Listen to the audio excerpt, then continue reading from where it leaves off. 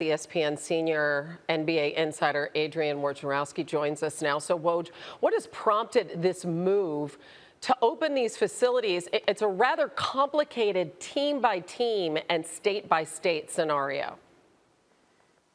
It is, Hannah. And, essentially the state of Georgia opening for business on a limited basis first, I think had a lot to do with this timeline. And the Atlanta Hawks could open as soon as Friday when this rule will go into effect. Teams, Hannah, are really still waiting on the NBA to deliver them more details and specifics about how exactly this would work. There was some communication from the league to a small group of owners over the weekend, and then we reported on that. But teams are still waiting for more detail about how this rollout would work. But a part of it was the league had concerns that if the state of Georgia opened up first and gymnasiums in that state were open, that you might see a migration of NBA players down to non-NBA facilities, which wouldn't have all the protocols in place and safety. And that was a concern of the league, that players could start entering 24-hour fitness centers, Equinox, those kinds of places.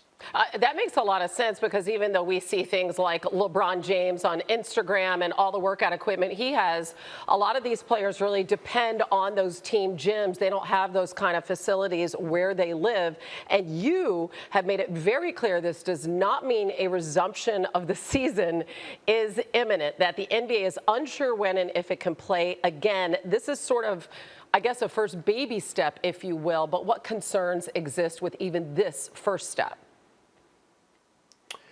Hannah, safety concerns among teams around the league of that they're not putting their staff in jeopardy, they're not putting players in jeopardy, that they want to know that wherever a facility might open, that it is safe to do so.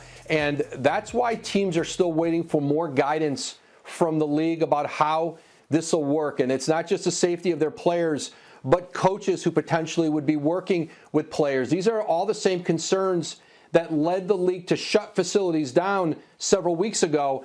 And, again, these openings of facilities in context to what's happening in those communities, that this ultimately is a decision based on data, science, medical expertise, and not on the politics of businesses and economies reopening in some of these states and cities. And we're talking about potentially this week, roughly a dozen franchises, so about a third of the league. And then the NBA says it's going to work with teams whose players at this time cannot get back to their facilities. Woj, as always, we appreciate it. Thank you.